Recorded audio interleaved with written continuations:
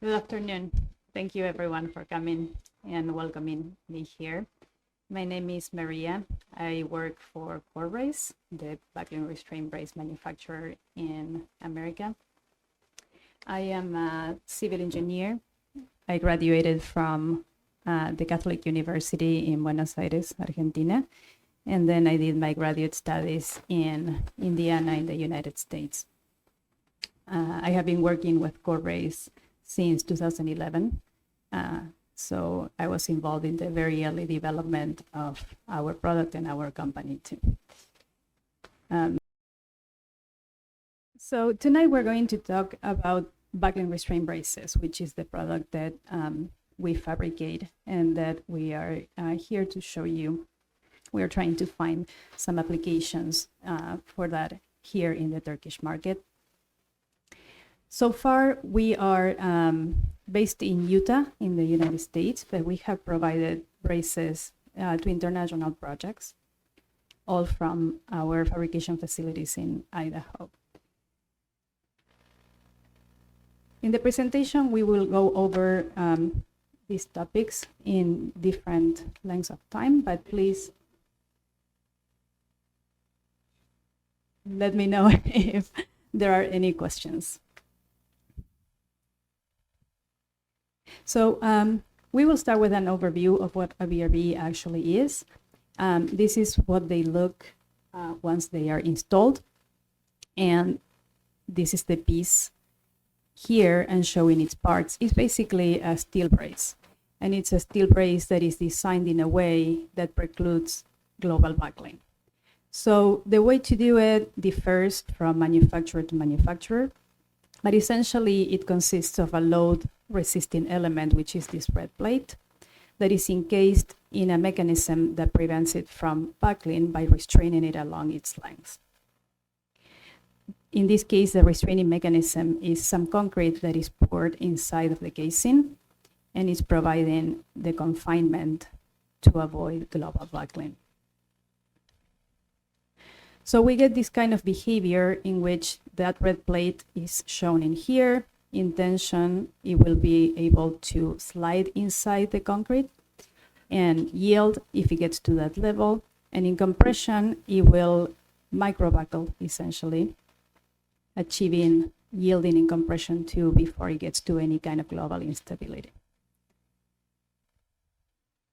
Here you can see in our facilities in Idaho, they are ready to be hanged and filled with concrete, but this is the pieces showing in this photo here. So the benefits of this system are essentially tied to the ductility. By eliminating any instability problems and achieving yielding in any direction, it becomes a very predictable system. And it's able to dissipate a lot of energy, which is very useful for, particularly for seismic applications. The ductility is translated into a lower design load. And so this ends up being useful to reduce tonnage and foundation size and story heights. Also erection time, and it offers some monitoring possibilities that we will talk about in the end. This is schematically a comparison of the kind of reduction of load that can be achieved by changing a regular brace frame into a buckling restraint brace frame. In this case, this is an example from the American code, but the ductility is recognized by a different R factor.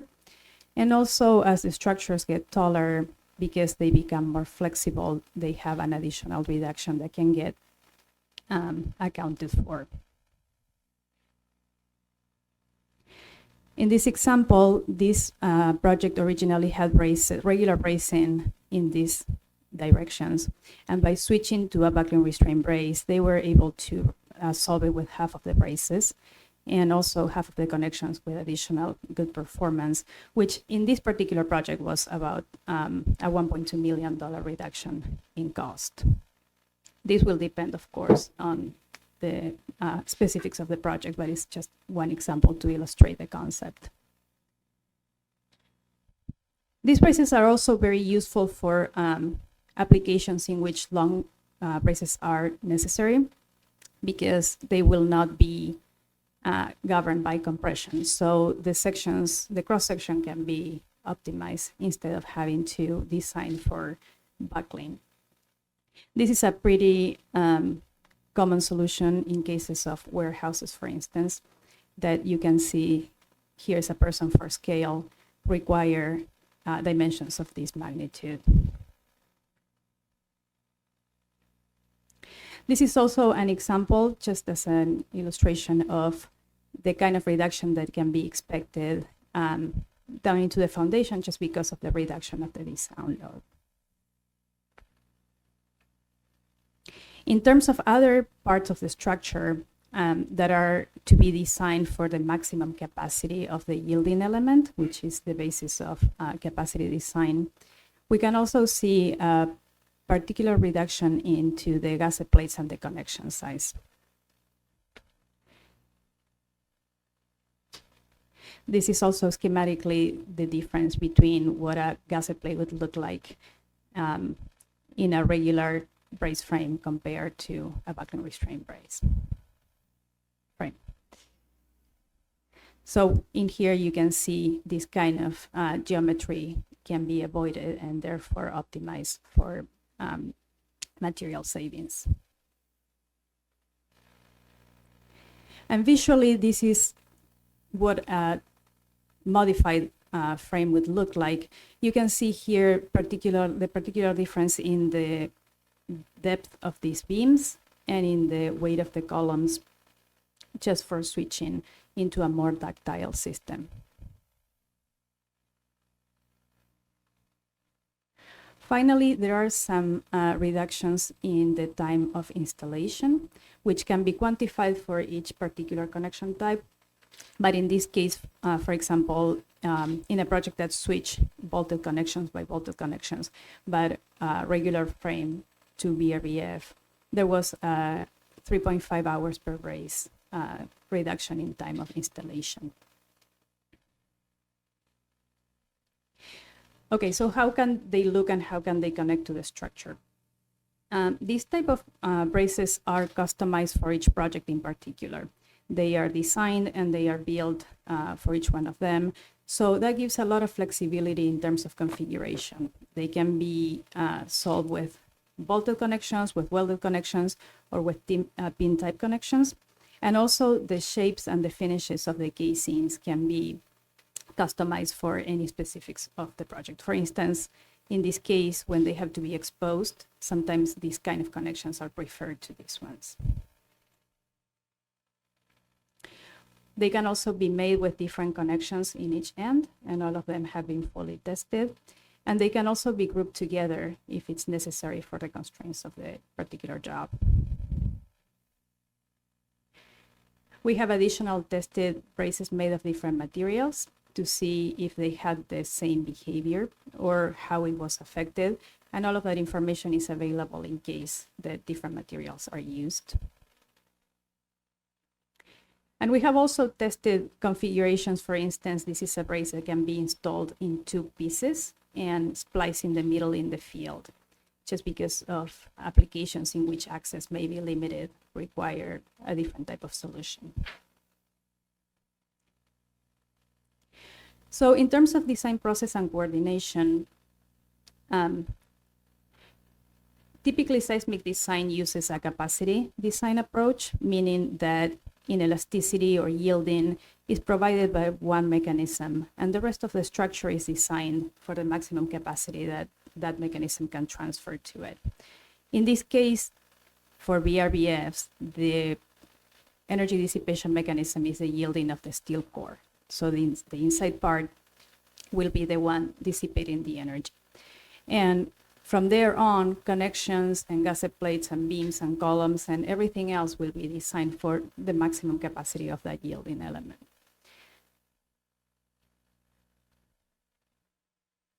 This is an example of a full-scale test. Let's see. in which you can see that the one going into inelastic behavior is the brace, and the rest of the frame is there containing it.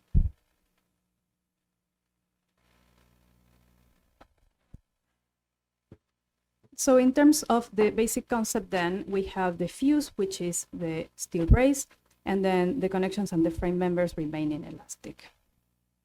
The design parameters that the engineers need to account for in design are the areas of the brace, the effective stiffness, which will be a modified stiffness to account for the configuration of the particular brace, and then the overstrength in order to capture that maximum demand that the rest of the structure needs to be designed for. And this is where the full-scale testing comes in, so that we can actually accurately predict what that maximum capacity is. The required area is simply the area that will be needed for strength based on the loads of structural analysis. The stiffness is simply typically accounted for with a factor to make sure that we can accurately predict what the stiffness will be of the element and not of just the area of the core going from work point to work point, which is what will be modeled in the structural model.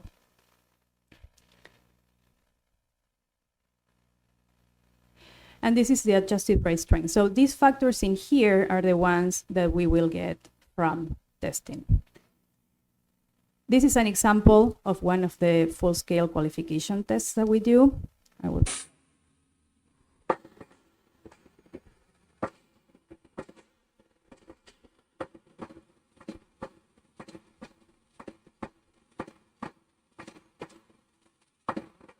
So there are specific protocols that are in place to ensure that the braces are tested in a way that will give useful information to include in the structural analysis. Typically, those protocols don't require to get to failure, but every single one that we have tested, we have taken up to failure to see and verify the behavior will be sustained up until the last moment. These are different examples of different tests that we have done for all of the connection types that are currently available. So from testing and from the tests that you have seen, we will get these kind of results that in the end we will process in order to get those factors that I showed before to calculate the maximum strength that the system can be designed for. These parameters are simply a strain hardening adjustment factor and also a factor that affects the capacity in compression, because these braces are actually stronger in compression than they are in tension because of Poisson effects and because of some friction that happens when the core is microbuckling inside of the concrete.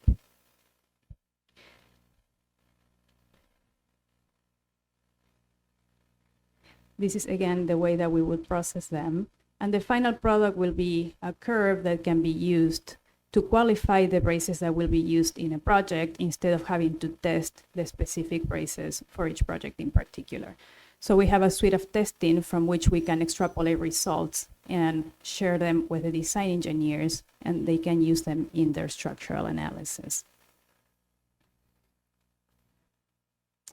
This is an example of how test results can be extrapolated for qualification purposes.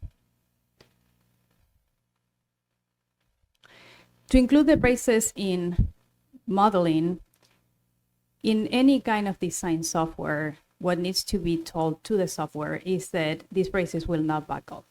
When they are modeled, they usually will get some kind of flag showing that they are too slender. So initially, the stiffness has to be the moment of inertia has to be artificially increased to get rid of that problem.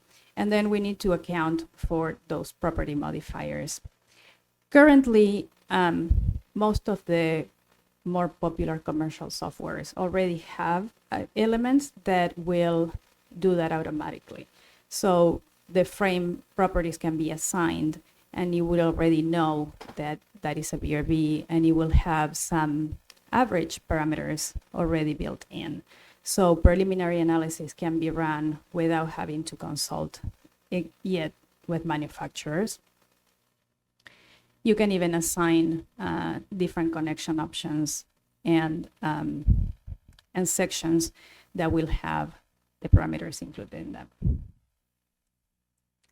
Once the design is refined, and in that case or a manufacturer works with you who are designing the structure, if you wish to include some nonlinear modeling, we can also provide you with some parameters that will capture that kind of behavior. And that is, so far we have tools to do that in RISA, in ETABS or SAP or the CSI platform, and in RAM structural system. In terms of project documentation, to transfer the information that has been designed for, we also work in conjunction with the engineers to have it in the drawings or in the contract documents in a way that makes it generic. You can specify the properties or the basis of design in your project documents,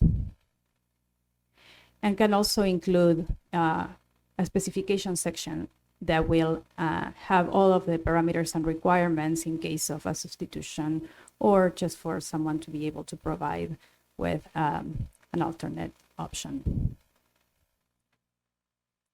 Finally, we have some modeling tools to include it in the final 3D modeling of the structure.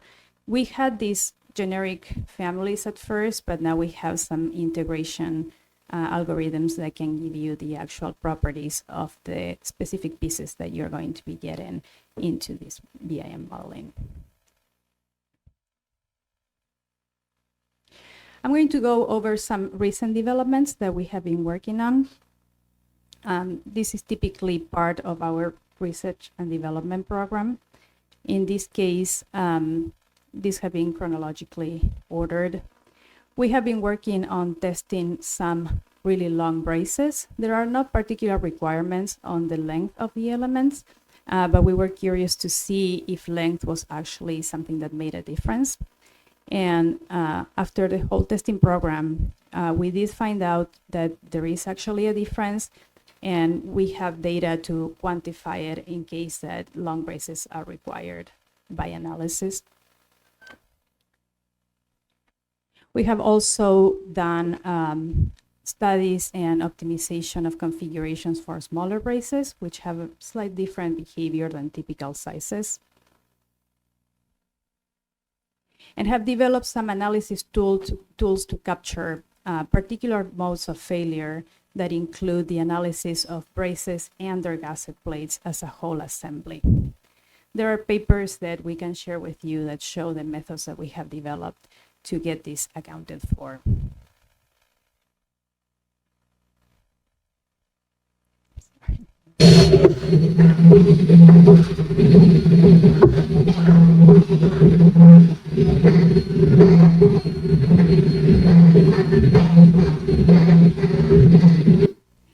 Okay, so that test was part of a whole testing program that we did to determine the fatigue curves for braces. And the reason for this is that we typically had the question of how to know what the state of a brace is after there has been an event. And the way that we decided to approach this was to create a device that can be installed in the brace and will essentially record the history of displacement. With that history of displacement that can be downloaded and the fatigue curves, we can estimate how much of the capacity of the braces have been used after an event has happened. And with that, make the decision of whether it's good for staying in place or if a potential replacement can be evaluated. This is a device that can be mounted inside of the piece once we build it, or it can be also an external mount, and it has its own battery so that it can remain in place and be operational, I believe, for 10 years, yes.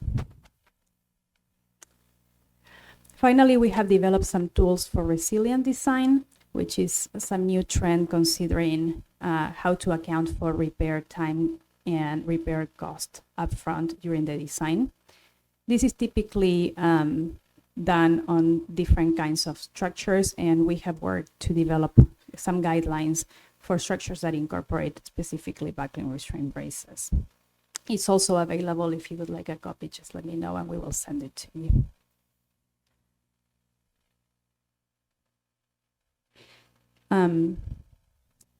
I will finalize with some selection of projects so that you can see what the applications of this system can be.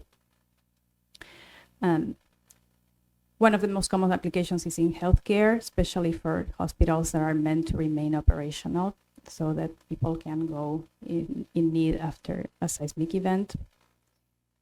There are different configurations, different options, different solutions. Sometimes they are exposed, sometimes they are just concealed. Also, educational facilities that are expected to behave in a certain way due to their occupation. Some commercial uses with also exposed connections. Industrial facilities are a really good application, especially when they have a repetitive type of solution in which they can not only repeat it in the same structure, but in the same kind of solution in different sites. This is a manufacturing plant of car batteries in Nevada. And this is a fabrication facility in Mexico that was in place during the last earthquake. This is a recycling facility. Again, the warehouses, and these are some integrations with prefabricated metal buildings. The high-rises are also very common use, not only as a lateral resistance system, but also there are some projects even in here using braces as outriggers so that they help with the rigidity of the weak axis of these concrete cores. Here's another example. So the way they work is by connecting a concrete core to perimeter elements, typically columns, and they can all act together to resist or to help with the drift in this direction. But after a certain threshold of load, these braces will yield and they will stop transferring load to these columns and avoid overloading them essentially. Here's a similar application, but the braces are at the end applied vertically, also for deformation control.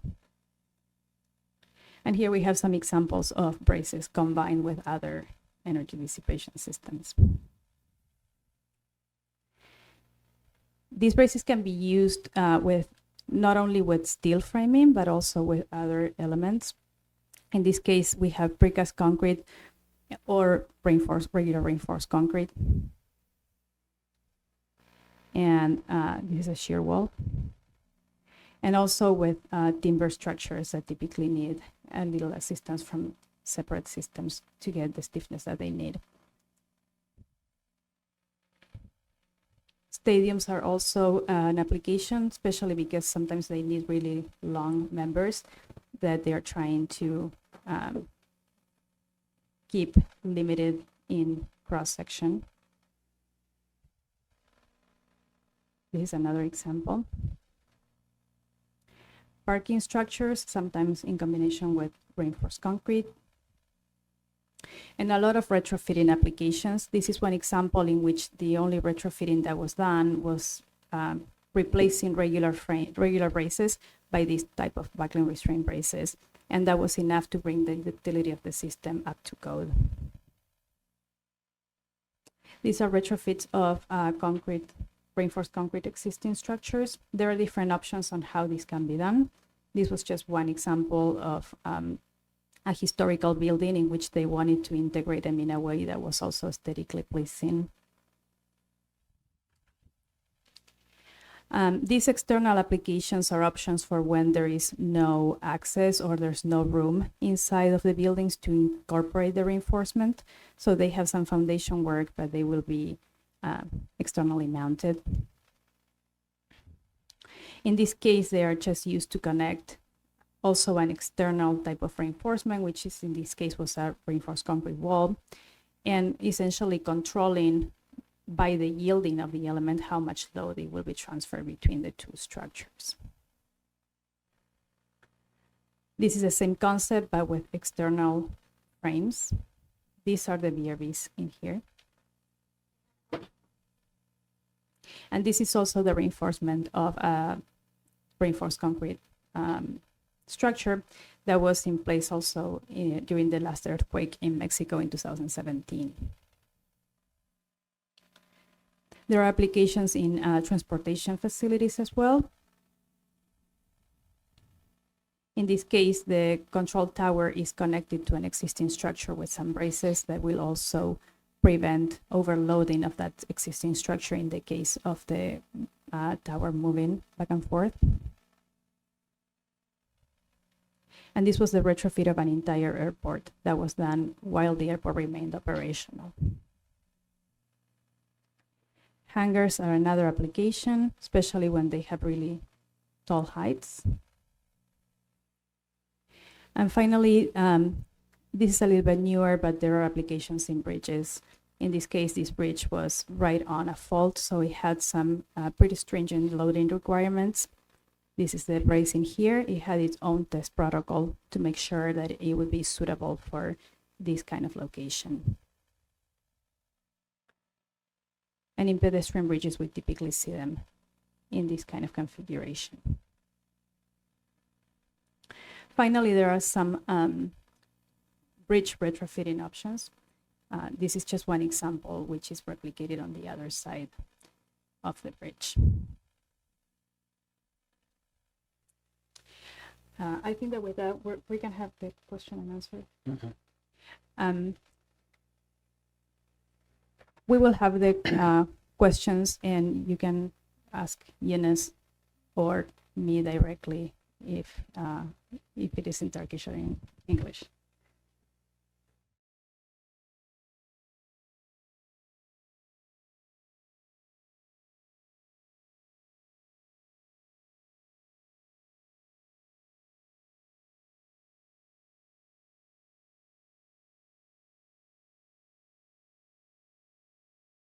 Yardımcı olacağım çevreyle alakalı.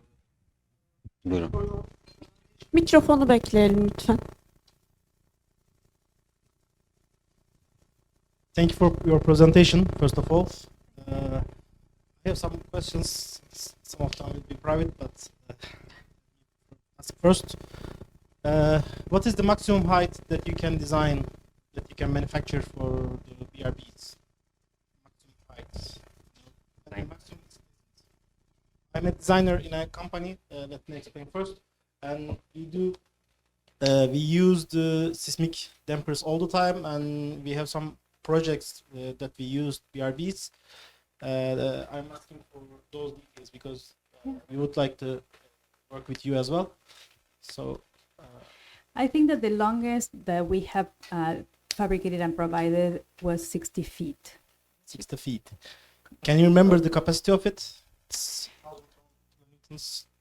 20-22 metre bandında. Probably it's I believe that it was 15 square inches. Oh, okay. So I have to do the math to give you the actual capacity, but that was the core area. 15 inç kare. Sen çeviriver. Also, in Turkish seismic codes, we have to use the nonlinear analysis for this kind of seismic dampers.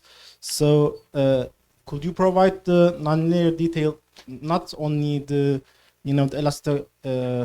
I saw your presentation. You give the elastoplastic behavior of the material, but also we need the whole hysteresis or the basic model. Do you provide that? Yes. Yeah. Okay. Thank you. Thank you so much. Boy konusuyla ilgili ben kısa bir ekleme yapmak istiyorum. Bu soru çok geliyor. Yani maksimum boy anlamında şöyle, yani yönetmelikler test prosedürlerinde bir boyla ilgili bir gereklilik tanımlamıyor. Ama CoreBrace bu anlamda birçok test çalışmasına imza atıp sunumda da gördüğünüz üzere bazı uzunlukla ilgili işte bazı ilave ayarlama katsayıları tanımlamış durumda. Bu da bir yenilik anlamında yani çünkü boy ne kadar büyük olursa o kadar burkulma problemimiz artıyor. Ama bilinenin aksine yani bir üst limiti bunun aslında yok. Yani transport edilebildiği sürece bunun yapılmaması için bir sebep yok. Doğru şekilde hani tanımlandığı zaman parametreleri 20 metre gayet ciddi bir rakam ve hani transport boylarının da 12 metrenin üstü uluslararası transport açısından mesela yaratan bir boylar. Ama dediğim gibi transport edilebildiği sürece boy problemini büyük ölçüde aşmış diyebiliriz yani.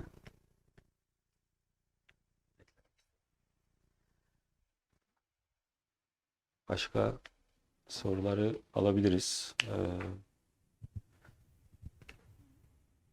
Emre Bey buyurun. Merhabalar. Öncelikle teşekkürler sunum için. Türkiye'de bir üretim fabrikası var mı bunun için? Birinci sorum bu. Hı hı. İkincisi de bu omega ve beta katsayılarını elde edeceğimiz bir chart veya bir grafik gibi bir şey var mı? Onu sormak istemiştim. Teşekkürler. So the first question is if we have a fabrication facility in Turkey. Not yet. Not yet. I can add something to that, but the second one is important. He's asking about omega and beta coefficients. Whether we have a chart that we can read these coefficients from the chart, like Yes. a design aid. Yes, yes. And we have them for different types of connections and lengths. So I believe that you can download them from our website. But if you cannot, you can send me an email and I will send you the copies. Yes. Web sitemizde bu bilgiler var. Design Aid diye bir bölüm var web sitesinde. Design Aid diye bir kısım. Orada zaten kütüphanemizdeki tasarımcılarla paylaşılan bütün abaklar orada mevcut. Ama yine de ulaşımda bir problem varsa yardımcı oluruz. Yani do we have specifically for omega and beta where they can read for specific Yes, parameters? there will be approximations, but we can refine that if you have a specific condition.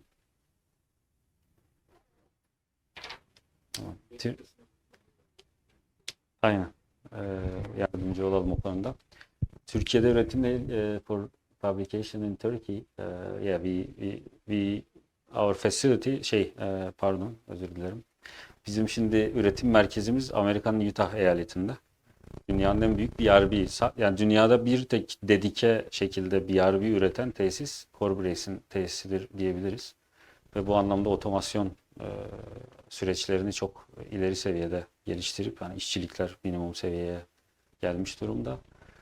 Şu anda bir Türkiye'de üretim şeyi yok. Bununla ilgili zaten bu tarz sunum ve duyuruları farkındalık. Biz bir deprem ülkesiyiz. Ben de bir inşaat mühendisi olarak çok önemsiyorum. Bu tarz yenilikçi yaklaşımların bizim tasarımlarımızın içine girmesi işte biraz da bu pazarın, yani bu bir sonuçta bir arz talep meselesi olacak.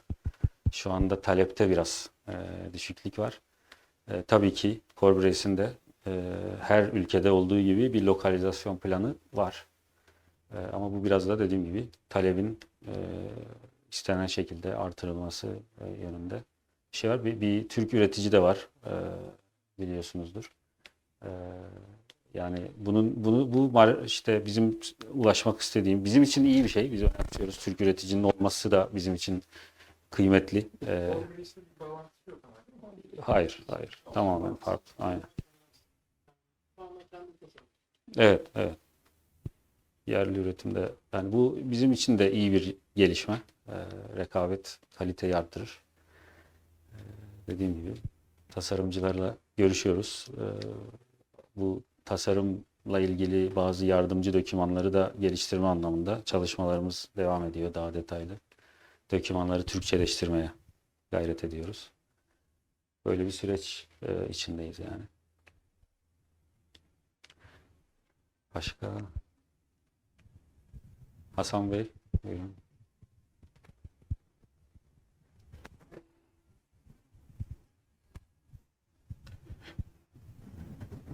Yunus Bey, Ms. Buyurun. CHUMBİTA, thank you very much for your detailed and vital presentation. My question is there any statistical result for usage of BRBs in existing and new projects for America and worldwide? What is the proportion? Do you have any data for this proportion in existing building usage or new buildings, new projects, in new projects? You mean retrofit versus new construction? Existing project, retrofitting the structural system and the new projects, Yes. new industrial building, high-rise building, Yes. Is I would percentage. I would say we see about 30% of the use is in retrofitting. It really depends on the location, but I would say about 30 to 35% is in existing structures and the rest is new construction. So far, at least.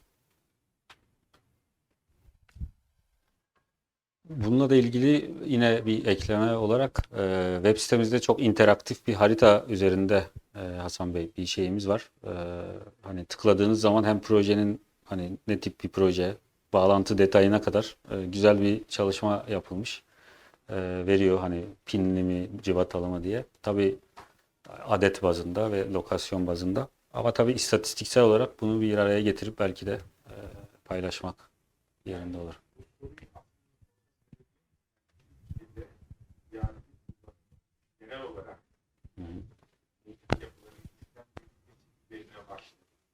Hı hı.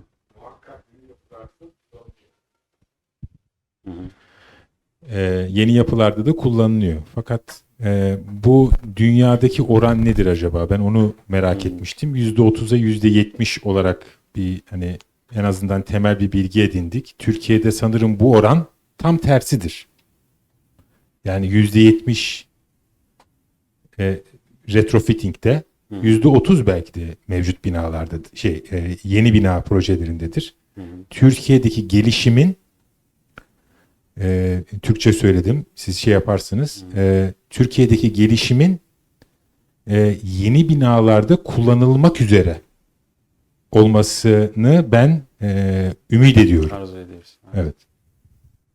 Yeah, he's saying the ratio is almost opposite in Turkey because more retrofitting demands for BRVs are more, but we would like to see the opposite way like it is in the US, in Turkey. This is the general expectation. Bununla ilgili ben de bir şey ekleyeceğim. Yani ben de dediğim gibi yine bir yorum yapmış olacağım ama çünkü burada biz o yüzden buradayız. Biraz o farkındalığın yani faydalarını işte anlattı Maria Hanım.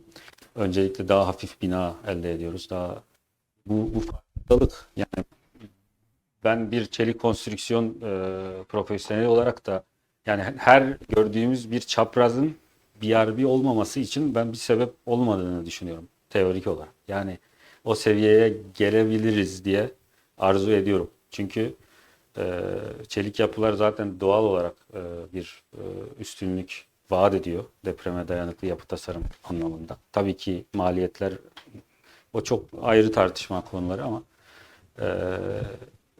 bu çaprazların da BRB'ye dönüşmemesi için bir sebep yok diye düşünüyorum. Çünkü Amerika'da şöyle bir noktaya gelinmiş durumda. Bunu çok kendileri dile getirmezler ama ben bunu söylemek isterim. Kaliforniya biliyorsunuz çok ciddi bir deprem bölgesi ve orada artık bizim DASK diye bildiğimiz deprem sigorta poliçelerinde aynı şekilde binalar sigortalanıyor ve sigorta poliçelerinin içinde bile BRBF ile tasarlanan binaların poliçe prim rakamları düşürülebiliyor. Belli başlı bir skalalarla düşürülme yani bu seviyeye gelmiş durumda. Zaten teknoloji Japonya'da doğmuş bir teknoloji. Amerikalılar 2000'li yılların başında biraz kendine yontarak biraz bir adım öne geçtiklerini söyleyebiliriz. Haritaya baktığınızda da hani neredeyse hani bizim gönderdiğimiz lokasyonları birleştirdiğinizde bir dünyanın bir deprem haritası gibi bir şey çıkıyor aslında ortaya. Türkiye'de şu andaki bizim referanslarımız biliyorsunuz işte İzmir'de 2 tane yüksek binada outrigger sistemlerinde kullanılmış. Çok özel uygulamalar bunlar. Yani farklı kullanım esaslarını anlattı. O en özellerinden biri ama bunun artık konvansiyonel çaprazlı sistemlerin yerini alması adına dediğim gibi işte endüstriyel binalarda dahil olmak üzere. Bu hani tabii ki işte yerli üretim yaygınlaştıkça bunlar tabii ki daha tercih edilir olacak. Ama işte hani biraz yumurta tavuk meselesine dönüyor. İşte biz de arzu ediyoruz ki o seviyede de biz de bunları kullanabiliyor olalım. Yani farklı bir şeyin olan varsa tartışabiliriz de tabii amacımız soru cevap. Var mı başka soru bu arada? İlave etmek isteyen ya da bir görüşü olan? Burak Bey buyurun. Ben değil mi? Em, Konuya çok girmek istemiyorum ama finansal tarafı bu işin bir realitesi. Hı hı. Bu konuda herhangi bir istatistikleri var mı? Ya da tabii ki çok zor bunu genellemek çok zor. Ama sonuçta biz genelde müşterilerle çalışıyoruz ve onları ikna etmenin yolu da finanstan geçiyor. Her ne kadar deprem ülkesi olsak da. O konuda birkaç kelime etmek ister mi? Hiç o konuya değinmedi çünkü. Maria, I will let you answer first and then we can share. So question is about the commercial benefits.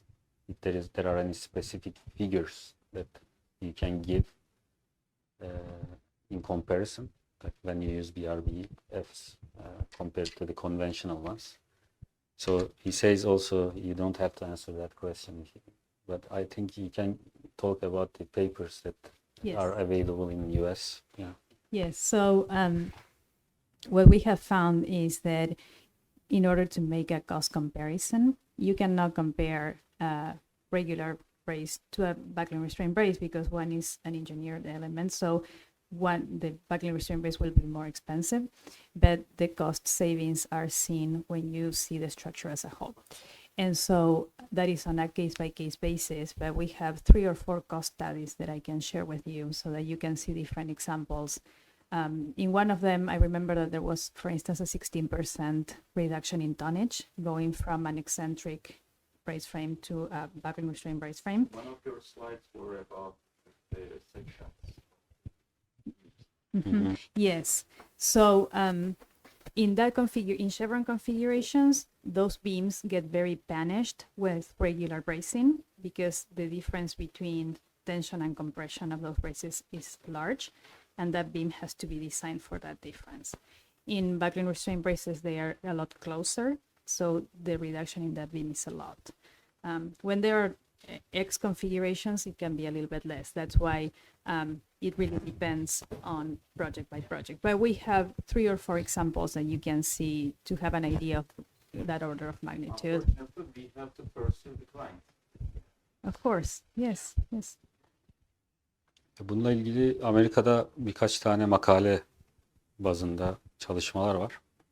Tabii ki Türkiye'de böyle bir çalışmayı biz de şu andaki planlarımız arasında böyle bir örnek bina yapmak için yani sıfırdan tasarlanmış bir bina üzerinden ya gerçek bir case study üzerinden yapacağız ya da bir teorik şey. Bu aynısı Amerika'da yapılmış. İlk işte piyasaya ilk çıktığı zaman bu aynı sorulara zaten maruz kalınmış ve bunlar yapılmış, çalışılmış. Ben mertebe verebilirim bir ikiyi. Amerikan pazarına göre tabii. Amerika'da biliyorsunuz malzeme tarafı, daha doğrusu malzeme tarafı daha ucuz, işçilik tarafı daha pahalı. Yani metrekarede bir az katlı binalarda bir 10 dolar bandında bir şey raporlanıyor bu çalışmalarda. Kat sayısı arttıkça bu 50-60 dolara kadar çıkabiliyor. Tabii ki işte anlattığı üzere hani az katlı yapılarda o yük azaltma kat sayısı biraz daha yakın olduğu için yani kat arttıkça esneklik artıyor. Dolayısıyla yük daha sürekli davranış daha ciddi bir maliyet avantajı görebiliyoruz. Ama mertebe işte 50 işte 10 dolar 60 dolar bandında diyebiliriz Amerikan çalışmalarına göre. Türkiye'deki çalışmaları da yaptığımız zaman paylaşmayı umuyoruz biz de. Başka bir sorusu veya yorum olan var mıdır?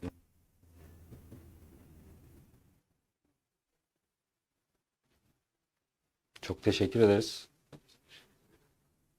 geldiğiniz için. Mesai saatleri dışında bir toplantıya. Biz memnun olduk. Umarım dediğim gibi tekrar bunu altyazılı olarak paylaşacağız. Siz de sektör paydaşlarına ulaşımı anlamında bize